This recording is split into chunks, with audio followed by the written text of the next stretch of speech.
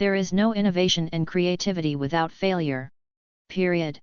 I've said this before, and I stand by it. But today, I want to talk to you about something we don't often hear in our hyperproductive, always online, performative culture. What if your greatest growth didn't need to be seen? What if your becoming could happen quietly, intentionally, and powerfully without applause? Let me start with a story. I was once working with a group of college students, brilliant, driven, exhausted.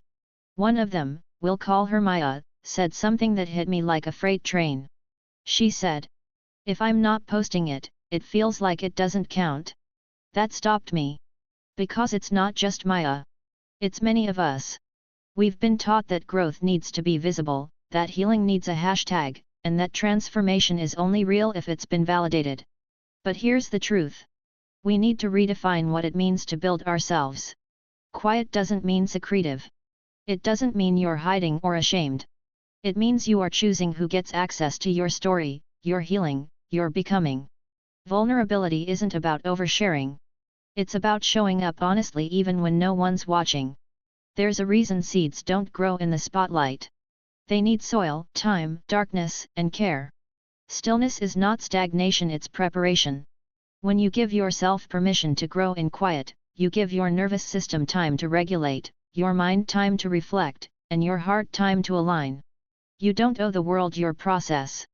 You owe yourself your truth. So many of us are performing life, saying yes when we mean no, posting when we feel empty, smiling when we're unraveling. But authenticity doesn't shout. It whispers. It doesn't demand attention. It holds present. Listen, quick change is exciting. But lasting change? That's built over time, in the quiet decisions no one sees.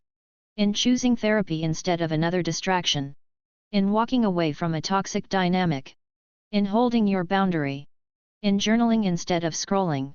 Healing isn't loud. Growth isn't glamorous. And becoming who you're meant to be? That's sacred work. So, to every student, teacher, leader, or human hearing this, you do not need to broadcast your breakthrough to prove that it's real. You do not need to be loud to be strong. You can build yourself in the stillness, in the discipline, in the vulnerability, and in the quiet. And that is how you rise. Would you like this in a downloadable format, like PDF or Word, or do you want a visual version, like a presentation or poster style? When we hear the word vulnerability, most of us instinctively recoil. It sounds like weakness, doesn't it? Like being fragile, exposed, at risk of being hurt. For generations, we've been taught to associate vulnerability with danger.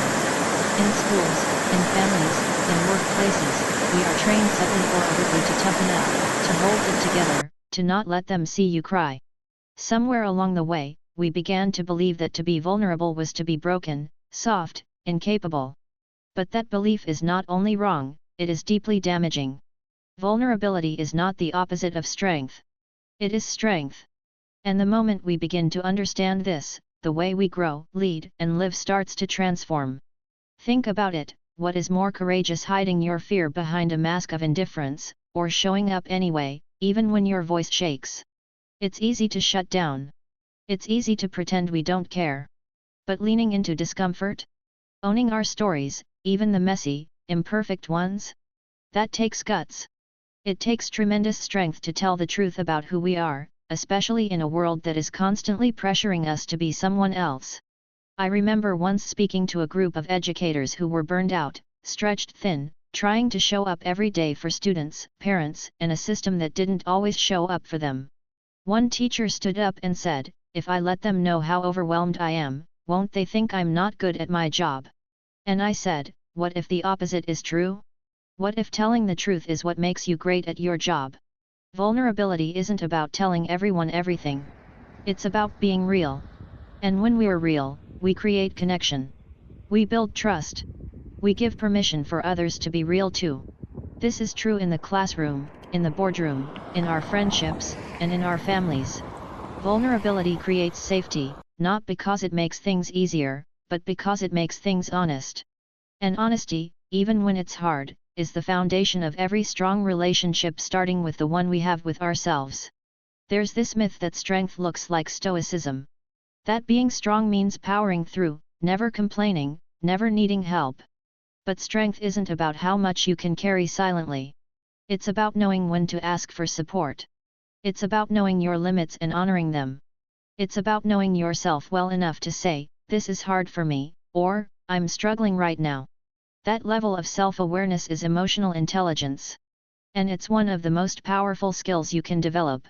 Now, here's where it gets really important for anyone who's committed to personal growth. If you want to build yourself quietly, you must be willing to meet yourself honestly. And that requires vulnerability. You cannot evolve if you're always wearing a mask. Growth is not about creating a version of yourself that looks perfect. It's about shedding everything that is not real. It's about looking at your fears, your wounds, your patterns, and saying, "I see you. I'm not running anymore." That moment of truth? That's not weakness. That's where transformation begins. When you sit alone in your room, away from the pressure and noise of the outside world, and admit to yourself, "I'm scared, I'm lost, I want more, I need help," you are doing the work. The quiet, uncomfortable, necessary work of becoming. No one else may see it. There are no trophies or Instagram captions for it. But it's powerful. Because it's real. And real always beats perfect. We often think that being vulnerable means we'll lose control. That if we open up, we'll be judged, rejected, misunderstood. But the reality is, pretending is far more exhausting than showing up as you are. It drains your energy, dulls your creativity, and creates a constant fear of being found out. But when you allow yourself to be seen, really seen, something incredible happens. You find out who truly belongs in your life. You attract people who value depth over performance. And most importantly, you start to trust yourself more. This is especially important for students, young professionals, and anyone in a learning phase of life. You are not supposed to have it all figured out. You are supposed to be learning. That means trying, failing, asking for help, and trying again. That means saying, "I don't know, but I'm willing to find out." That's not a sign of incompetence. That's how mastery begins. And that humble, open, vulnerable mindset is what separates those who grow from those who stay stuck behind a wall of ego and fear. Vulnerability is also where creativity lives. Every artist, writer, inventor, and change maker has to face the voice that says, "What if they don't like it? What if I'm not good enough?" And they create anyway. Not because they're fearless, but because they've learned to move forward with fear, not around it. That's vulnerability. And that's what leads to innovation, courage, and originality. So the next time you feel that urge to retreat to protect yourself, to go silent when you want to speak, to smile when you want to cry, I invite you to pause. Ask yourself, what would it mean to be honest right now? Not loud. Not dramatic. Just honest. And notice what shifts inside you when you let go of the armor and lean into authenticity. Building yourself quietly doesn't mean hiding. It means doing the real work, the uncomfortable work, with intention and heart. And that work demands vulnerability. Not everyone will understand it. Some people might think you've gone soft, or weak, or sensitive. But let them think that. You will know the truth.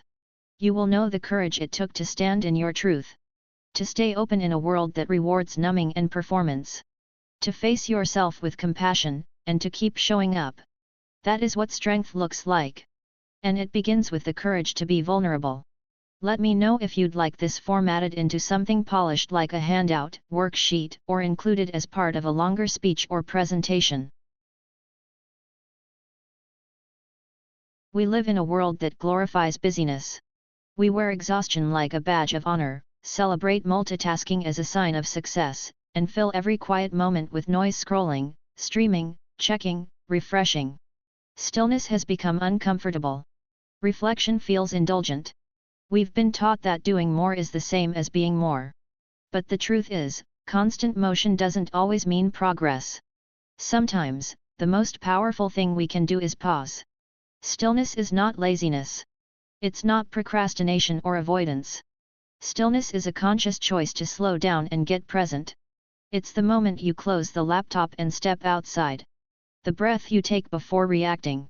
The silence you allow before responding. It's the space you give your own thoughts to emerge, and your emotions to catch up with your actions. Stillness is where awareness lives. And awareness is the birthplace of change.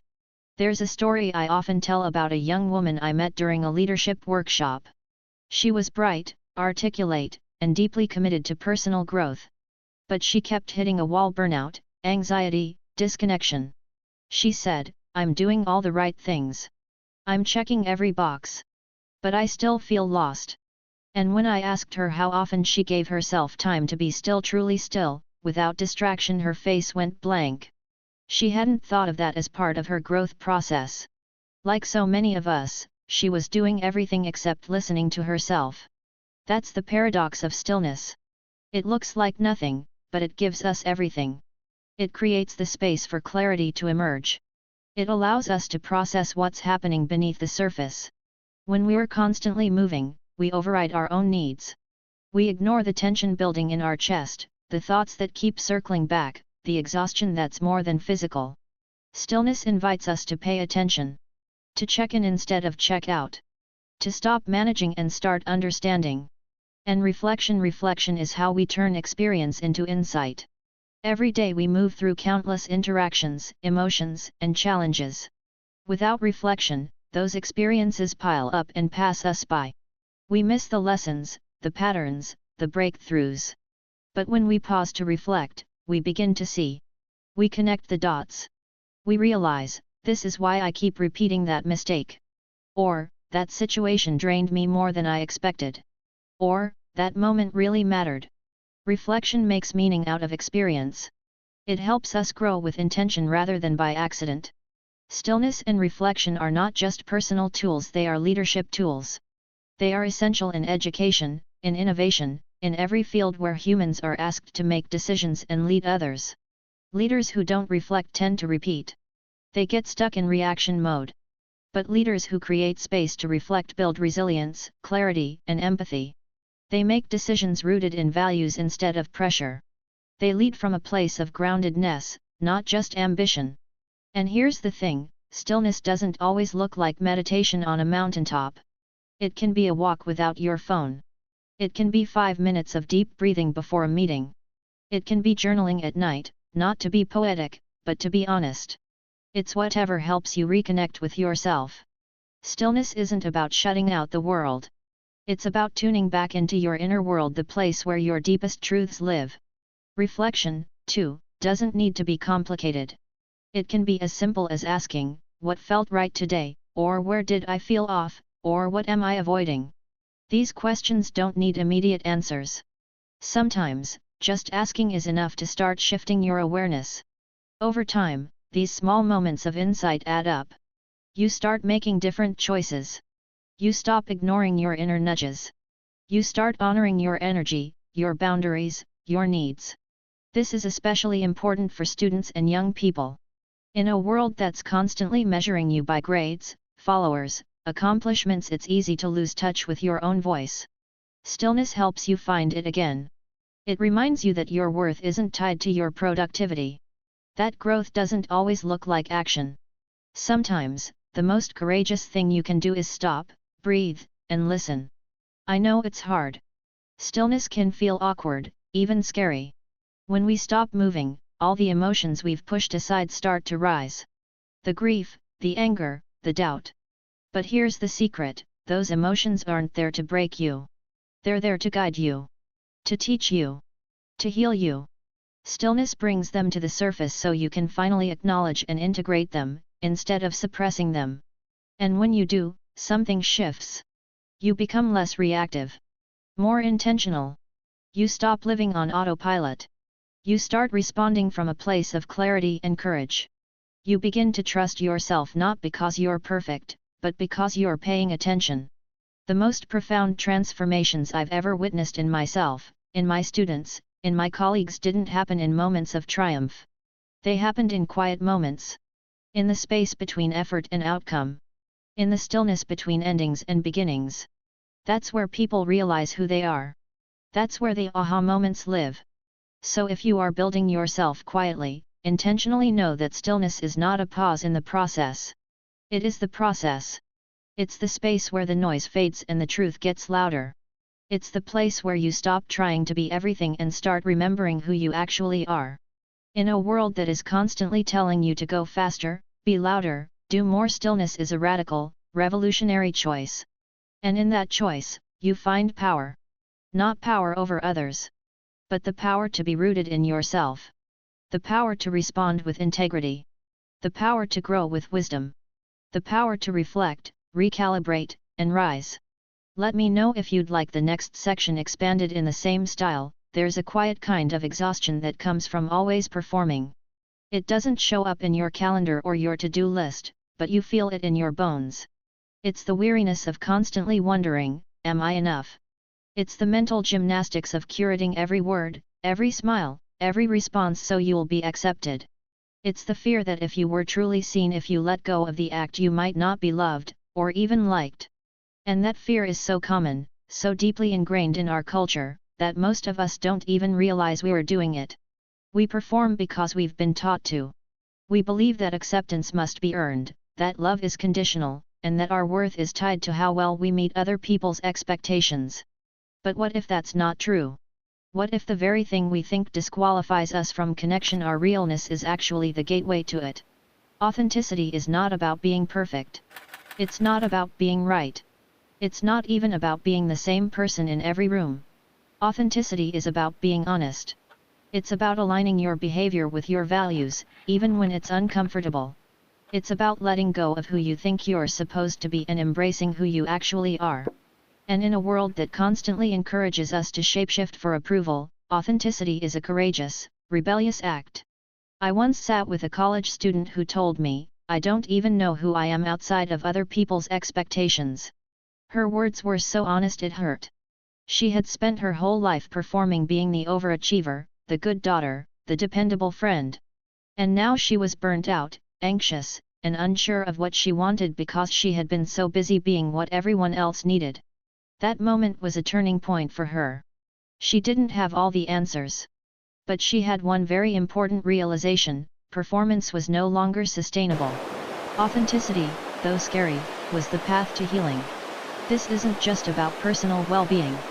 This is about how we build trust, relationships, communities. Performance creates distance. Authenticity creates connection. When we perform, we control what people see, but we also block them from seeing who we really are. That creates loneliness, even in crowded rooms. But when we are authentic, we offer others something real. And people can only connect with what is real. They can't bond with your mask. They can only bond with your humanity. That's why authenticity matters in leadership, education, and growth. Students don't need perfect role models. They need real ones. Leaders don't need to know everything. They need to own what they don't know and show up with integrity. Parents, teachers, mentors, we don't need to have it all figured out. We just need to model what it looks like to be honest, curious, and grounded. When we show up as ourselves, we make it safe for others to do the same. There's a vulnerability to authenticity, of course. Because being real means being seen. And being seen means opening ourselves up to judgment, criticism, or misunderstanding. But what's the alternative? Living in a constant state of pretense? Filtering ourselves so heavily that even we can't recognize the person we've become? That isn't safety, that's self-abandonment. And the cost is too high. We think performance will protect us from rejection, but it actually ensures it. Because if someone loves the version of you that you're performing, you will always wonder if they'd love the real you. But when you show up authentically, and someone chooses you, values you, respects you, that connection is solid. You don't have to keep performing to maintain it. You can rest in it. That's the kind of connection that nourishes us. The kind that helps us feel seen and safe. We need to normalize the messy parts of being human. The doubt. The fear. The trial and error. The not knowing. The starting over. Because that's real life. That's where growth lives. Not in the polished version of ourselves, but in the honest one. And the more we normalize that, the more we create environments where people can thrive without burning out from pretending. This doesn't mean we share everything with everyone. Boundaries matter. Discernment matters. Authenticity isn't about oversharing or being raw all the time. It's about being congruent. It's about letting your outside life match your inner truth.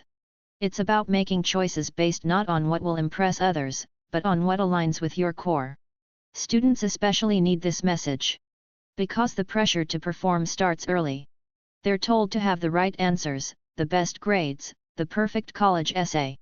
They learn quickly that being impressive often earns more praise than being introspective.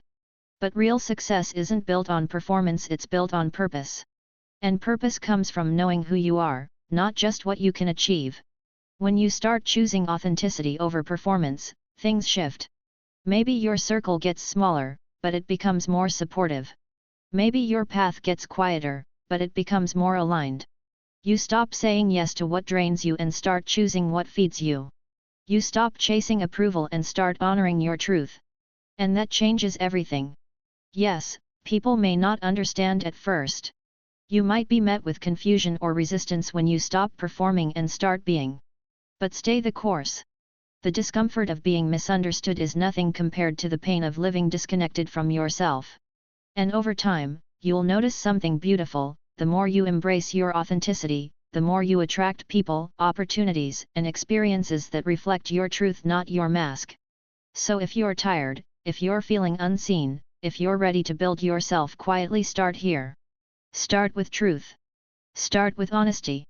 Start with choosing to be real, even when it's risky. Because authenticity isn't just a buzzword. It's a foundation. And when you build on that, everything you create, your relationships, your work, your legacy, will carry the power of something deeply, undeniably true. And that is always worth choosing. Let me know when you're ready for the final keynote to be expanded as well. We've been sold a fast-forward version of success. The highlight reel, the overnight transformations, the 10-step programs that promise rapid results. But real growth, the kind that lasts, the kind that builds something solid and meaningful, isn't fast. It isn't flashy. It's slow. It's intentional. And most of the time, it's incredibly quiet. Sustainable growth doesn't come from quick fixes. It doesn't come from chasing the next big thing or burning yourself out for a temporary win. It comes from doing the small, often unseen things consistently over time. The check-ins with yourself. The boundaries you set. The habits you build. The mistakes you learn from. It's what happens when no one's watching, when there's no applause, and when it would be easier to give up or stay the same, but you choose to keep going anyway. We live in a world that praises acceleration. More followers, more income, more recognition, more hustle. We measure progress in external metrics, often ignoring whether we're aligned internally. But growth that is purely performance-driven rarely sustains itself. It looks impressive, but it lacks depth. And when pressure outweighs purpose, the entire structure collapses quietly, painfully, often behind closed doors. There's something profoundly brave about choosing the slow path in a world obsessed with fast results. It requires patience, self-trust, and a deep understanding that becoming who you're meant to be doesn't happen on a schedule. It unfolds. Layer by layer. Lesson by lesson. It's not linear, and it certainly isn't neat. Sometimes it looks like progress, sometimes like stillness. Sometimes it looks like starting over. But through it all, it's working. Even when you can't yet see it. I once worked with a young professional who was struggling with comparison. Her peers were getting promotions, buying homes, starting businesses. She felt like she was falling behind, even though she was learning, growing, healing, just not publicly. And I said to her, growth is not a race. It's a relationship with yourself. And if that relationship is honest and intentional, the results will come. Not all at once, but in a way that's rooted. Months later, she wrote to me saying that slowing down saved her life. That honoring her own pace helped her hear her own voice again. That's what sustainable growth does. It brings you back to yourself. Intentional growth means you're not just reacting to life, but responding to it. You're making choices based on your values, not your fears. You're building habits that support who you want to become, not just how you want to appear. It means asking hard questions: what's working? What's not? What am I doing because it's expected of me, and what am I doing because it's aligned with me? These questions aren't always easy. But they're necessary if you want to build something real. And slow growth doesn't mean small impact. Some of the most powerful people I've met move quietly, think deeply, and work steadily toward their goals. They don't rush their healing. They don't chase validation. They trust the process because they've learned that shortcuts often lead to places that feel hollow. They'd rather take the time to build something meaningful than reach a milestone that isn't even theirs to begin with.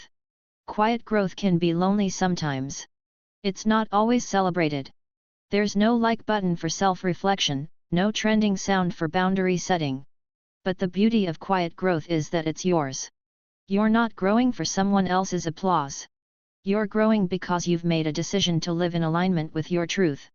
That decision will carry you further than any spotlight ever could. In education, this lesson is especially important. We expect students to know what they want to be, to perform constantly, to excel under pressure. But what if we made space for them to grow slowly? What if we valued reflection and curiosity just as much as grades and scores? What if we taught them that failure isn't the opposite of growth, but a part of it? Real learning doesn't happen when we're rushed.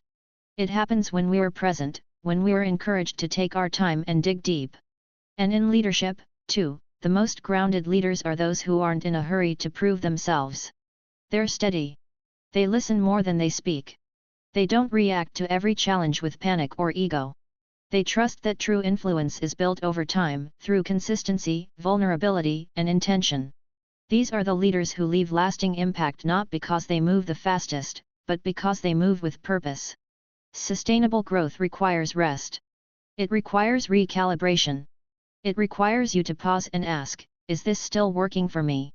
It doesn't demand perfection, it asks for presence. It's not about being the best right now. It's about being better over time. And better doesn't always mean louder, or faster, or more productive. Sometimes better means softer. Sometimes it means setting a boundary, saying no, or simply choosing not to rush. You are allowed to grow slowly. You are allowed to not have it all figured out.